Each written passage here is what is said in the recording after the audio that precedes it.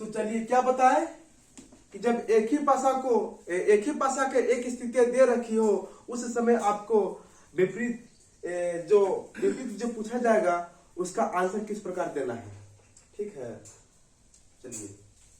अच्छा, माफ कीजिएगा दोस्तों, देयर सिंगल में कह दिया हूं। वाह, क्या हम भी देखो तो यहाँ पे क्या कह दे, देयर आर होगा ना।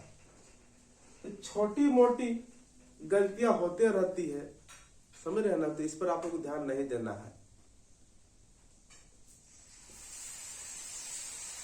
चलिए, अब आप लोग के सामने ये क्वेश्चन है। क्वेश्चन क्या है कि पहचान है ना, क्या है, डैश है तो बता दीजिए क्या करना है। करना है इस प्रकार, ठीक है। चलिए, यहां तक आपसे जो है क्वेश्चन एग्जाम में दिया रहेगा। क्या क्या दिया रहेगा? पहला जो हम क्वेश्चन पूछ दे रहे हैं वो है अपोजिट ऑफ 4।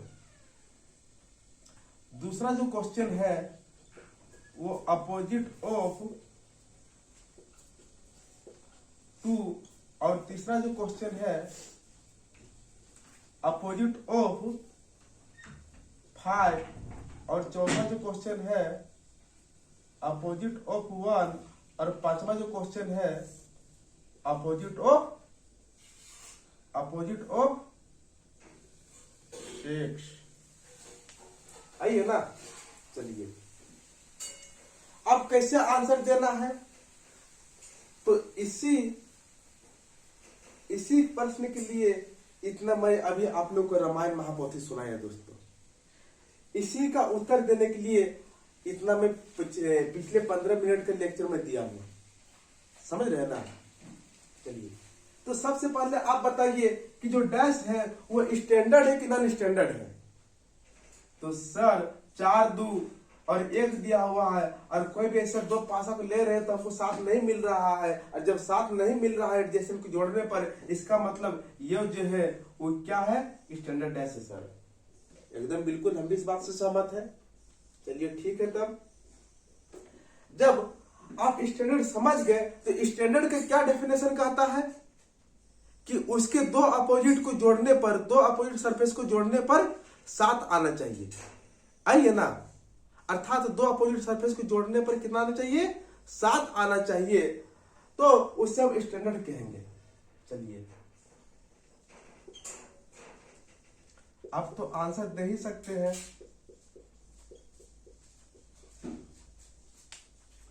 4 का अपोजिट है ये ना, 4 का अपोजिट, लेकिन ध्यान रहे कि आपको योग कितना मिलना चाहिए, 7 मिलना चाहिए। इसका मतलब इस क्वेश्चन मार्क की जगह क्या रखे हम, जिसमें हमको योग 7 मिलना चाहिए, अकॉर्डिंग टू क्या है, स्टैंडर्ड डैश। तो सर 7 तभी कहेंगे जब क्वेश्चन मार्क की जगह हम 3 रख देंगे। एकदम सही है। तो इसलिए इसका जो आंसर भी हो जाएगा वो कहते हो जाएगा 3, मतलब 3।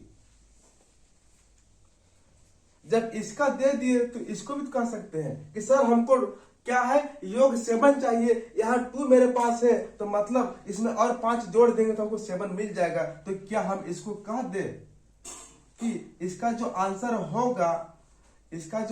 होगा सर 5 होगा। एकदम आप कह दीजिए। इसका तब कितना होना चाहिए, 5 आपके पास है तो और 2 ऐड कर देंगे तो क्या हो जाएगा, स्टैंडर्ड हो जाएगा। चलिए, इसमें आपके पास 1 है तो अब आपको कितना ऐड करना चाहिए, तो 6 करना चाहिए। इसका मतलब 1 का विपरीत 6, 5 के विपरीत 2, 2 का विपरीत 5 और 4 का विपरीत 3। अच्छा, 6 का विपरीत कितना होना चाहिए, सर 6 का विपरीत 1 कह दीजिए ना। आपके पास 6 रुपया है तो 1 रुपया दे देते, 7 रुपये हो जाएगा। 7 रुपये होगा तो उसको हम ST कह देंगे। एकदम सही है। तो उम्मीद करते हैं कि ये भी आप लोग का प्रश्न बहुत अच्छा लगा होगा, और उम्मीद करते हैं कि जो आज का जो मैं सेशन लेकर आया हूं बड़ी ही जानदार और शानदार है, और होने वाला भी है, और जैसा कि आप लोग देख भी रहे हैं, समझ रहे हैं ना। चलिए, तो यदि आप लोग इसको नहीं कॉपी पे नोट डाउन किए होंगे तो कर लीजिए दोस्त। यकीन मानो यहां से क्वेश्चन फंसता है, ठीक है। और यदि कभी अगर आपको यकीन नहीं लगता है तब क्वेश्चन बैंक उठा के देख लीजिएगा डैश वाला का।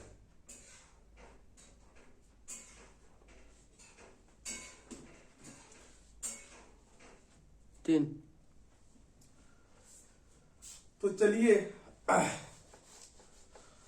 अब बढ़ते हैं क्वेश्चन नंबर नॉन स्टूडेंट की तरफ।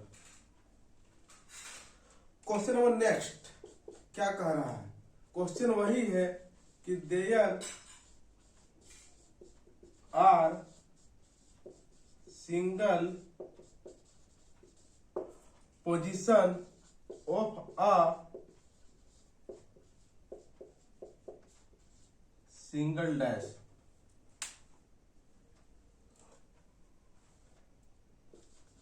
are given, then which is the opposite of following? क्या है क्वेश्चन? क्वेश्चन जो है आपका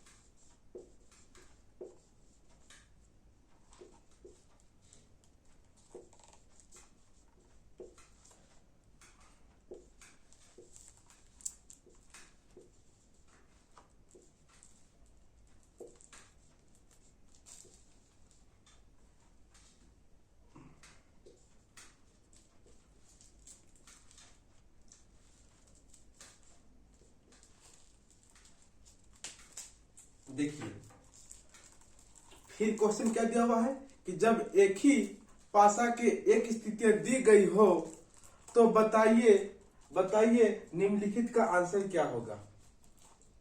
ठीक है, तो मैं क्या बताया था कि जब भी अगर इस प्रकार से विपरीत पूछ दिया जाए और एक डैश दिया रहे तब आपको क्या करना है, पहले आप डैश को रिकॉग्नाइज कीजिए कि जो डैश आपके प्रश्न में पूछ रखा है वो कैसा डैश है, स्टैंडर्ड है कि नॉन स्टैंडर्ड है।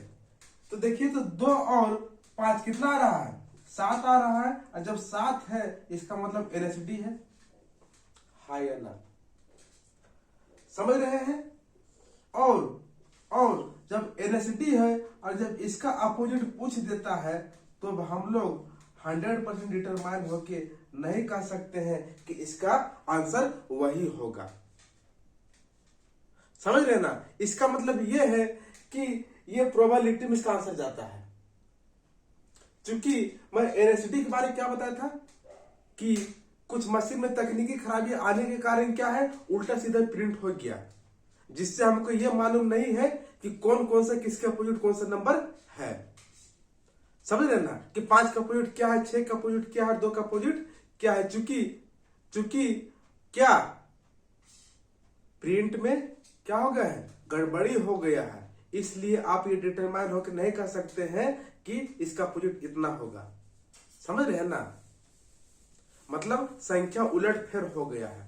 और जब संख्या उलटफेर हो गया है, आपको ये पता नहीं है तो आप 100% कैसे आंसर दीजिएगा? दे पाइएगा 100% एक्यूरेसी के साथ? नहीं सर। तो जब नहीं दे पाइएगा तो इसलिए तो मैं कह रहा हूं ना कि इसका 100% क्या है, एक्यूरेसी के साथ डिटरमाइन होकर हम इसका आंसर नहीं दे सकते हैं। इसका मतलब क्या समझे? इसका मतलब कि आंसर प्रोबेबिलिटी में जाएगा, आइदर और में जाएगा। और क्या, आइदर और के अलावा ये इस तरह जब इस डैश से जब क्वेश्चन पूछा जाता है तो ये ऑप्शन बेस्ड क्वेश्चन बन जाता है। मतलब ऑप्शन में किस प्रकार से ऑप्शन दे रखा है। ठीक है, तो आइए इस पर अभी हम 3-4 ऑप्शन बनाएंगे।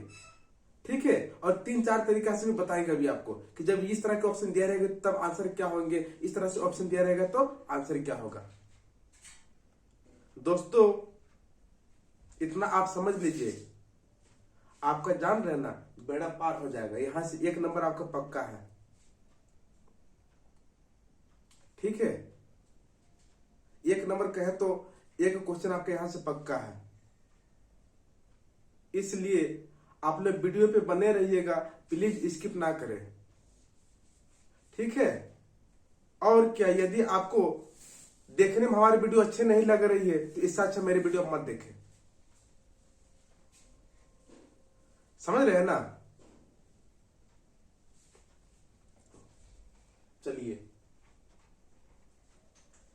तो वैसे लोग हमारे वीडियो हमारे चैनल में क्लास ले जिनको कुछ आगे अच्छा करना है, अन्यथा मनोरंजन करने के लिए तो कई लोग बैठे हुए हैं।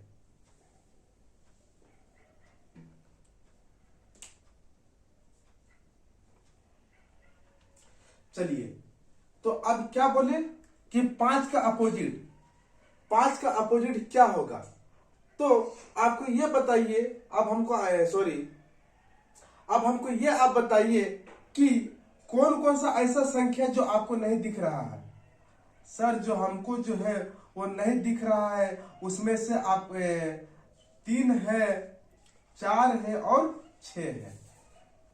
तो इसका मतलब क्या समझे कि जो 5 का भी जो आंसर होगा 3 होगा, 4 होगा और 6 होगा। इसका मतलब ये आप 100% नहीं कह सकते कि 5 का अपोजिट 3 होगा कि 4 होगा कि 6 होगा। एसटी का अलग कंसेप्ट है, ध्यान रहे, ठीक है। और एनएसटी का अलग कंसेप्ट है।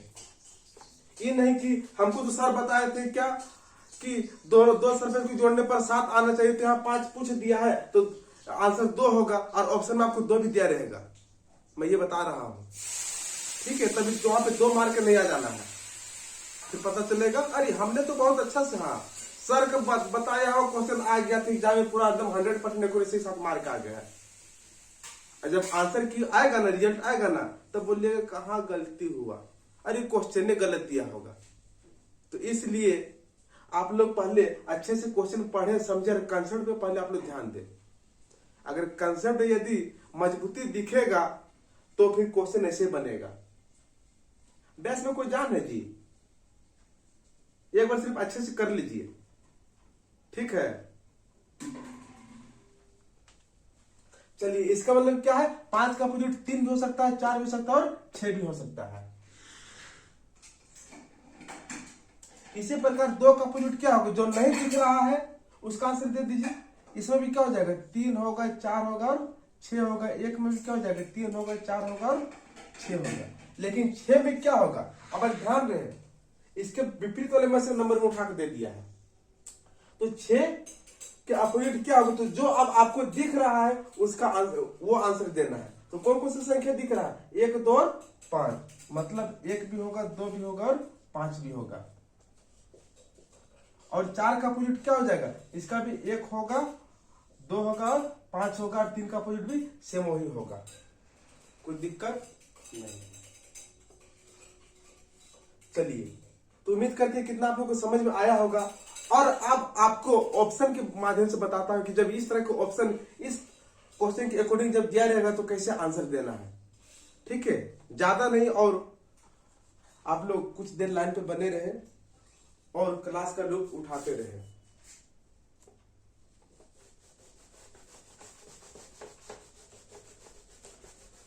आप देखिए, ऑप्शन आपको हम 3-4 तरीका से दे रहे हैं, ठीक है। पहला जो ऑप्शन होगा आपका, उसमें से हम दे रहे हैं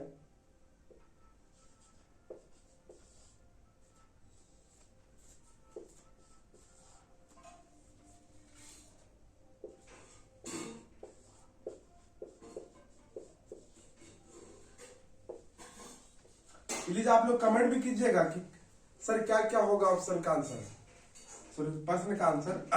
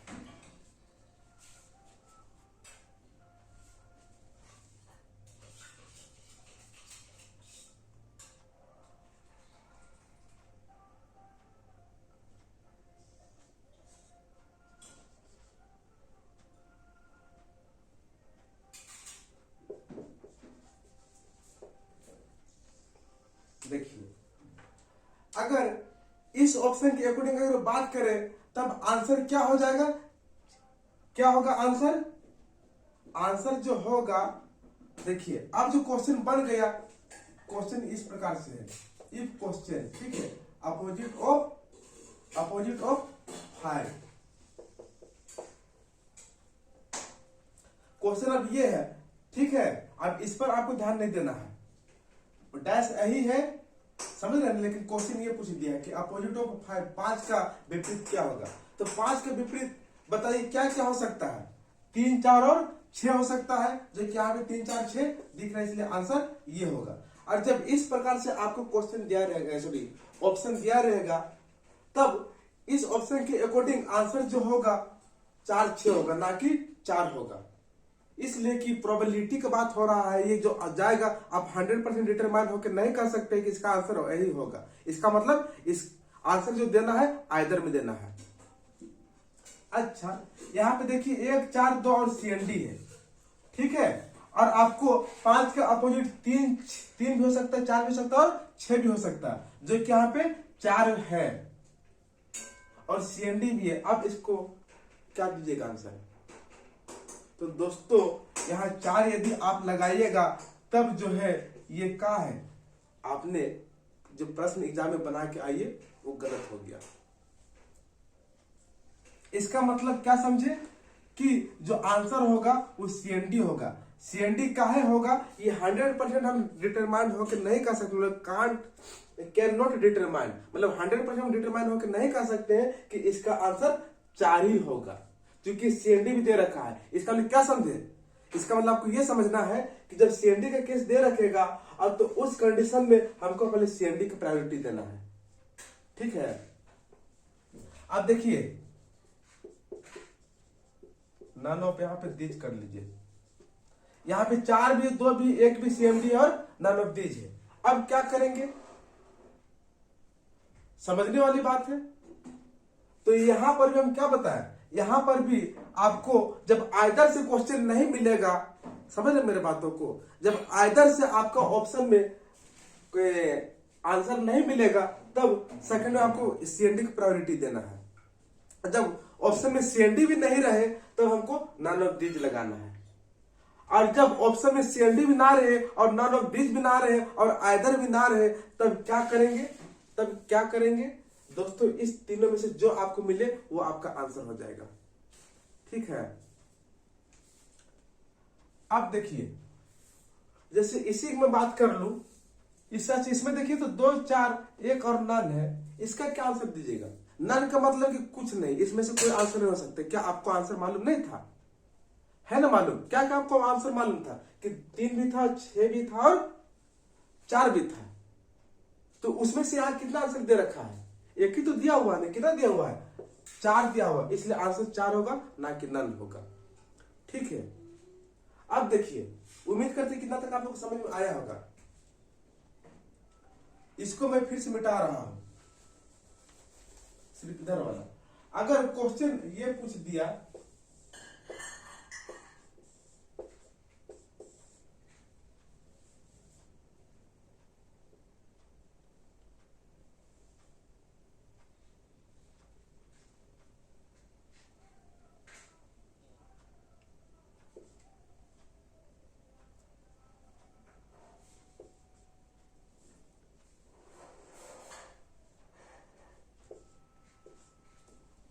इसमें से हम जो आंसर आपको दे दे सेट करके,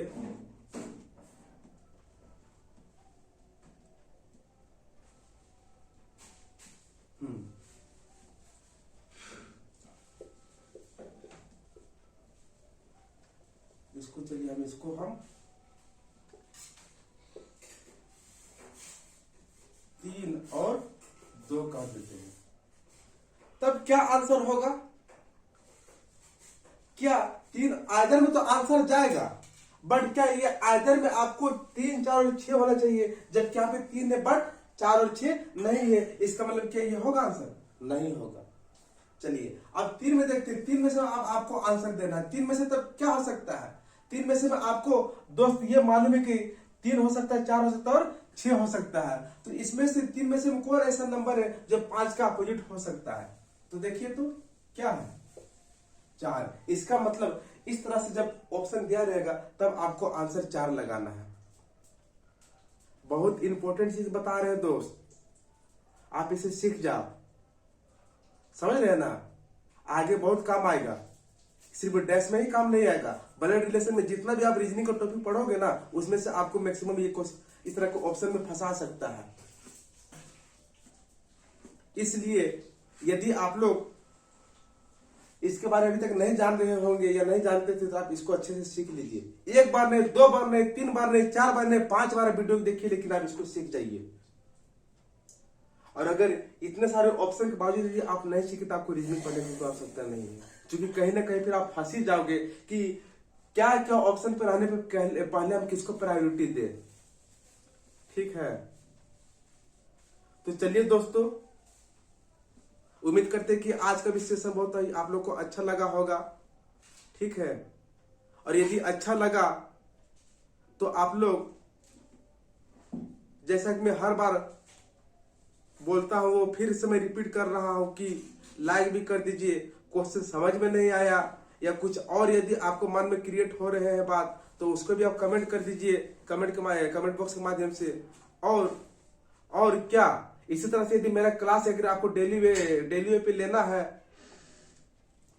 तो आप क्या कर लीजिए, उसको सब्सक्राइब करके बेल आइकन को क्या कर लीजिए, प्रेस कर लीजिए, ताकि आपको ये नोटिफिकेशन पहुंच पाए आप तक, और आपको ये मालूम हो सके कि क्लास जो है अभी रेगुलर चल रहा है, एक सर का भी क्लास आया हुआ है।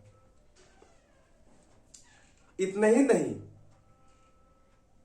आपके जैसे बहुत से गरीब तबके के लोग आते हैं, ठीक है, जिनको क्या है ना कि पेड क्लास लेने में बहुत ही परेशानियां होती है, बहुत इकोनॉमिकल स्थिति हल्का सा सही नहीं होता है, जिसके कारण क्या होता है कि मोबाइल रहने के बाद भी क्या होता है कि सही उन लोग का कंटेंट नहीं मिल पाता है। ठीक है, जैसे तैसे क्या है कि जहां तहां से स्किप कर करके लोग क्या है, कंसेप्ट को स्किप कर करके बता दिए, बस हो गया। ठीक है, तो दोस्त एक बात आप यकीन मानो, हाँ, क्वेश्चन मैं क्या हूं कि क्वेश्चन मैं कुछ करा सकता हूं, समझ रहे ना, और कुछ बाद में करा सकता हूं। कहने मतलब ये है कि ये नहीं है कि इसके बाद इस तरह के क्वेश्चन कराएंगे, इसके बाद इस तरह के क्वेश्चन कराएंगे। हाँ, लेकिन हल्का फुल्का क्वेश्चन में कमी बेसी हो सकता है, लेकिन कंसेप्ट में कहीं कमी बेसी नहीं होगा, आप यकीन मानो। ठीक है, और जब भी कंसेप्ट का बात आता है दोस्त, तो अपने ओर से बहुत प्रयास करते हैं कि बच्चों को जो भी कंसेप्ट दिया जाए वो 110% दिया जाए, ताकि उन लोग को अगर यदि कंसेप्ट क्लियर होगा तो क्वेश्चन तो कहीं भी मिलेगा, लेकिन कंसेप्ट हर एक जगह नहीं मिलता है, आप इतना से यकीन मानो। ठीक है, क्वेश्चन जहां से जिसका भी चैनल खोलोगे, जहां से चाहता है क्वेश्चन मिल जाएगा, लेकिन आपको एक मुश्त आपको एक जगह कहीं कंसेप्ट नहीं मिलेगा।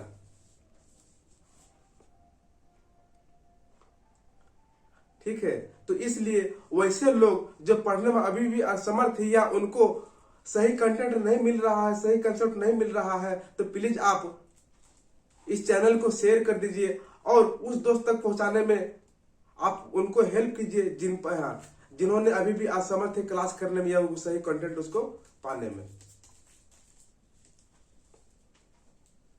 तो चलिए, आज के लिए इतना ही, फिर बाकी मिलते हैं नेक्स्ट क्लास में।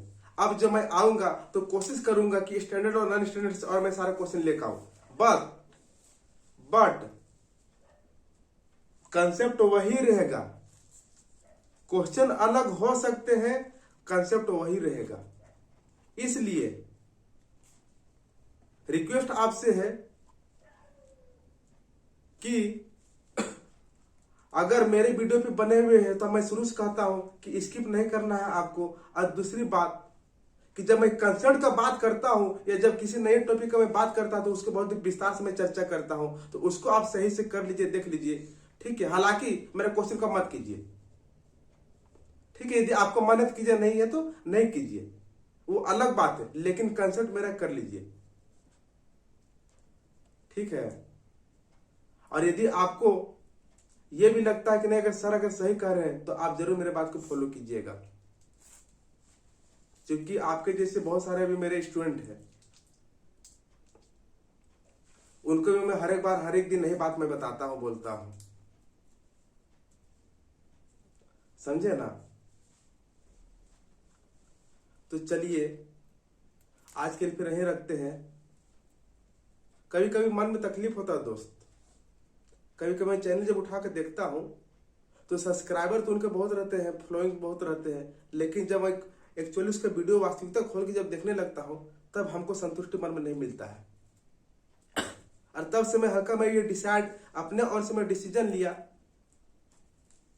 कि जो भी हो बच्चे को अच्छे कंसेप्ट दिया जाए। कंसेप्ट अच्छा यदि उनके अगर कंसेप्ट में मजबूती रहा तो कहीं से क्वेश्चन कर सकते हैं, समझ गए। तो इसलिए दोस्तों जाते जाते मैं एक बार फिर से कहूंगा कि कर दिखाओ कुछ ऐसा जो दुनिया करे आपके जैसा, ठीक है। तो चलिए फिर मिलते हैं नेक्स्ट क्लास में। Thanks for watching my videos and channel, and wait and watch for next videos.